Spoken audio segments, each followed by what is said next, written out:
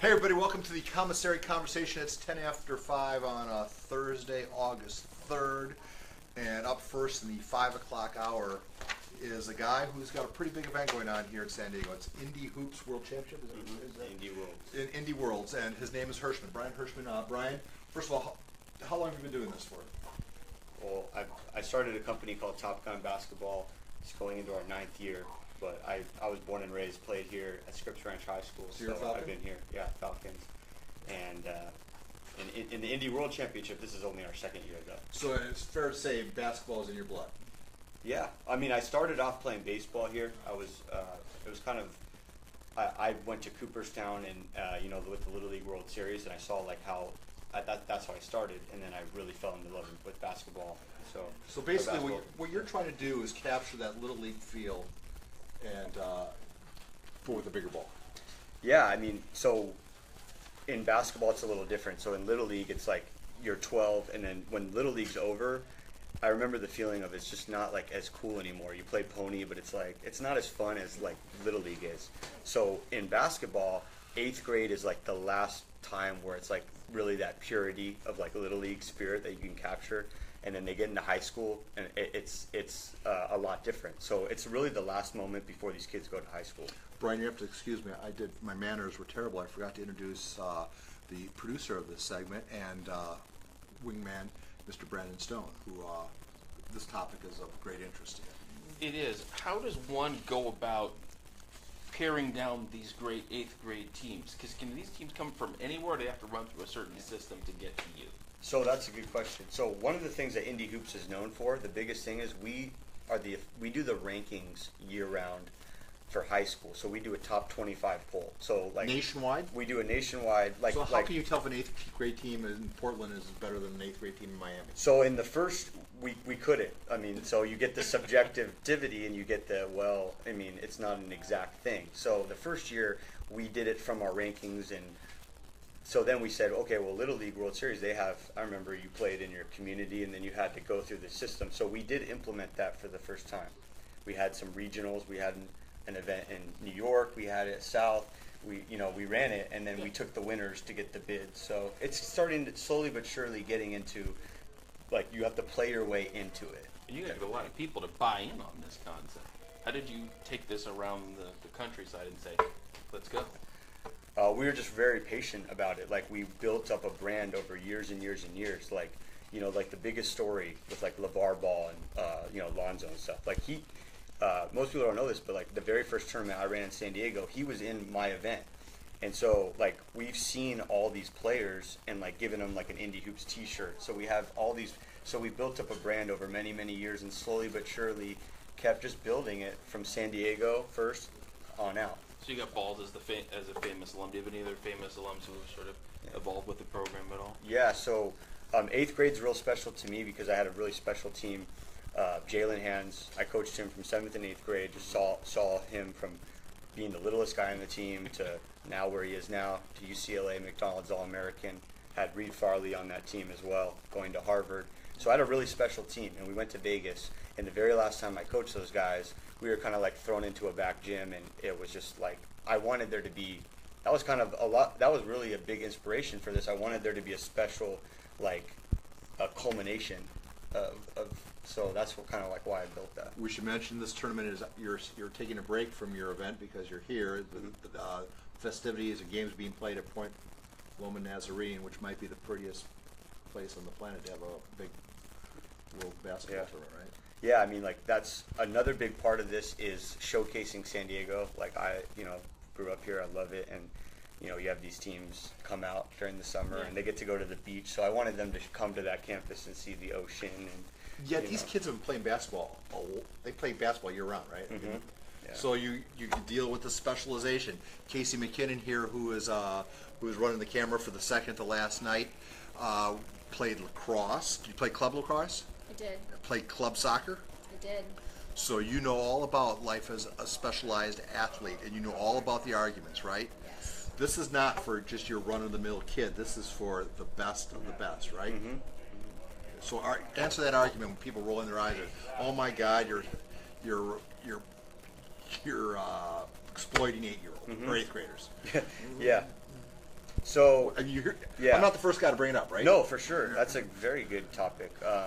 Well, last year, so this is the best of the best. So going back to last year, we had a team called the Thunderstruck. They came out here, and they had a kid that ended up winning a gold medal with the USA team. He's top 20 in ESPN. So these are guys that are projecting out to be potential pros. Yeah. So my philosophy on that, I believe in playing multiple sports all the way up till about 8th grade. I think when 8th grade hits, that's when you should start narrowing it down. But I think you should try a lot of different things in what we're naturally good at, start to pare it down. I think that's around this time when you got to kind of focus on one. There's some special ones. If you're just yeah. me, Yeah. then I mean, we played. believe in you know what? Paul's Let- word. let- you know what? You bring it up because Okay. I just happened to pull this off my desk. This is the 8th grade Madison Edgewood Crusaders. I believe they put the best athletes in the front row. Yeah. Notice the one kid who's wearing the white shoes, who did not follow And there was no 3-point line. Was no there? 3-point line. I was prominent in the non-scoring statistics. I was the Yeah. Kurt Rambis of my era, and like that. this team would probably not be invited to this tournament, huh? I mean, Even though we finished 11 and 13. if you guys take care of the ball and you run a couple good sets, maybe we can throw you in there. You never know. But you brought up the Ball family. Did they help your cause or hurt your cause? So yeah, I've never really. I had him. He didn't even. It was like 6 years ago. He didn't even have his kids. They were too young to even play on his team. So I don't really have much involvement with them. But however, it is interesting to see like how mainstream club is starting to get with all that. Starting to see all that. It's it's interesting. I mean, they don't. Well, I know say your this, question yeah, is. Well, because you have the big event in Vegas last week where you've got Ball versus Zion, Yeah. and the thing's were so there. big, LeBron can't get. Yeah. You were at the We were game. there. Yeah. What was that atmosphere like? And was part of you going, "This is so great for our sport that so many eyes are on this." Yeah.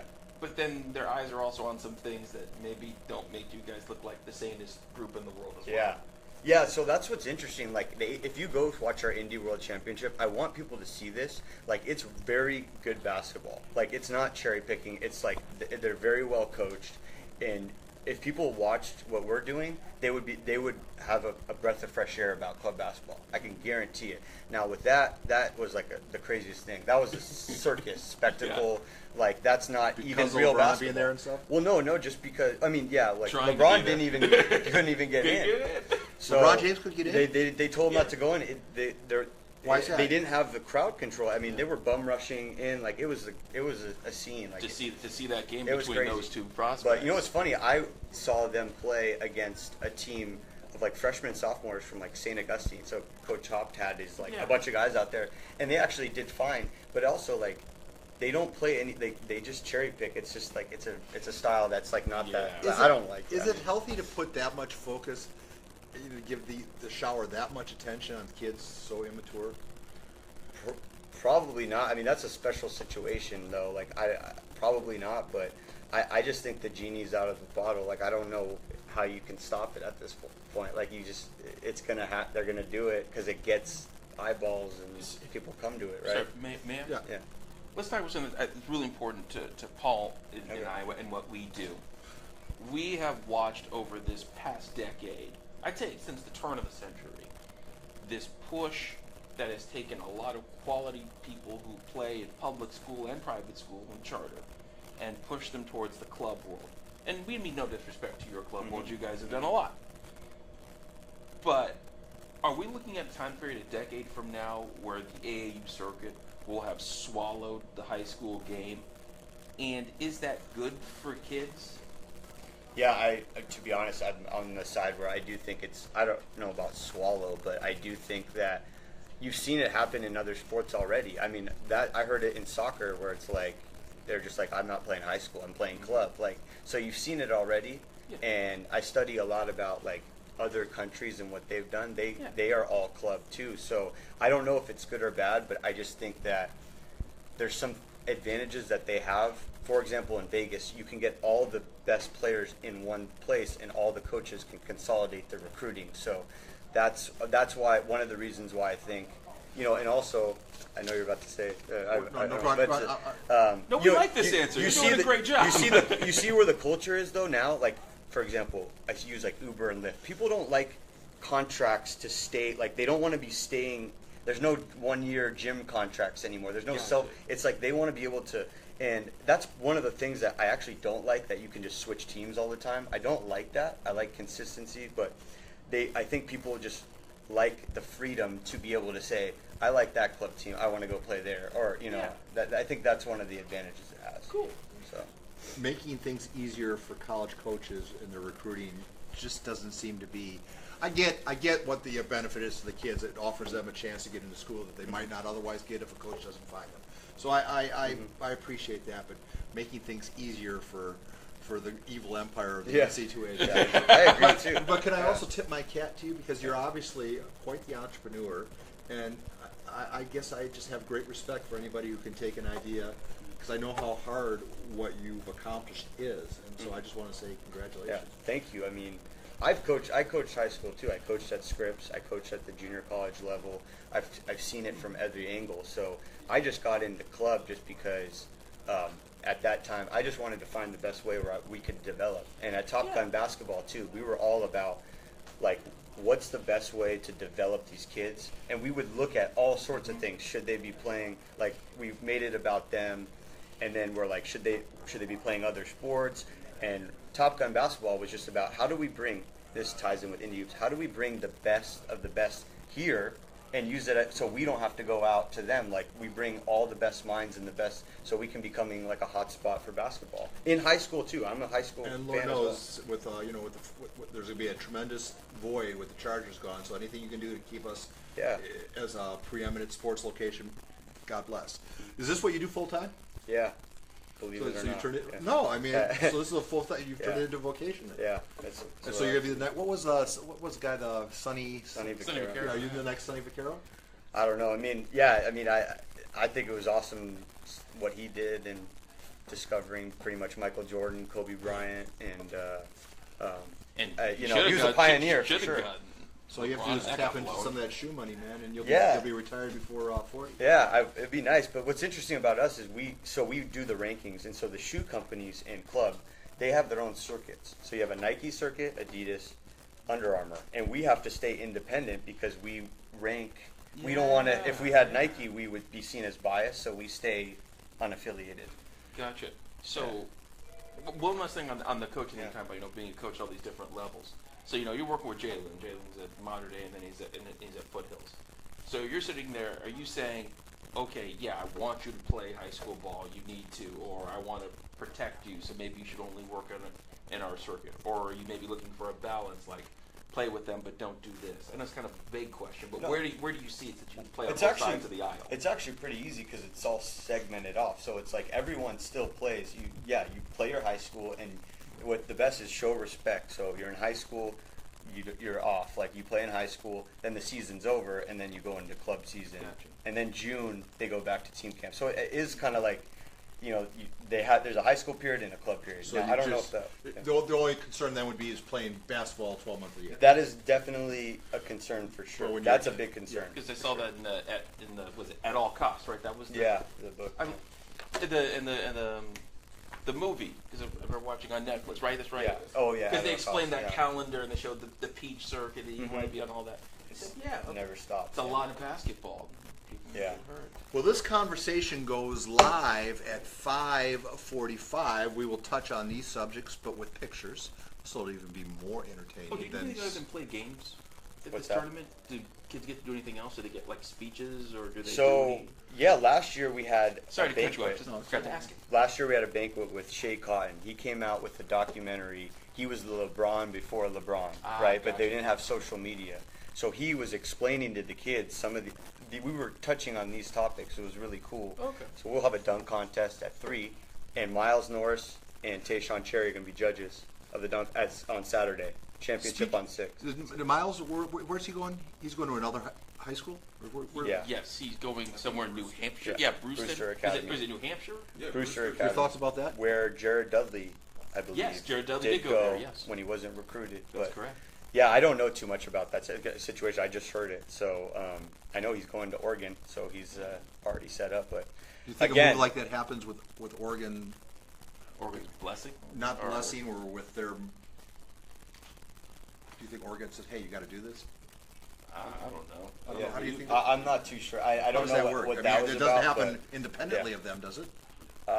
I'm not sure. I think No that. one is afraid to answer my question. Well, to be honest, yeah. Like, I don't know.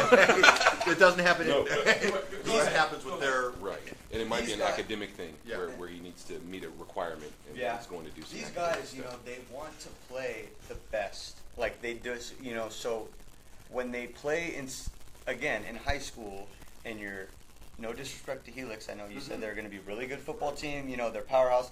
But Don't worry, what they're happens? charter, they can take. Okay, They can take it. so what happens when they have Yeah, I to said play it. these games against the kids down the street that are not really taken serious? They want to play a national schedule because they want. His goal is to play professionally. So I guess that's probably one of the things, so he can play a better schedule. The whole thing. Listen. Well, you played with James Naismith. Yeah. Back in the day, we would nail up the hoop, cut the basket out. And how tall were your shorts? Or are they? Hey. That's a great. You can see a lot of inner thigh there. Yeah. All right, this conversation goes live at 5:45. We will talk on these subjects. Young man, I have great respect for you. All this stuff will be posted. Now, are you live on your thing here? We're not live. You're okay. We're- All right, so The documentary is being filmed right yes, now.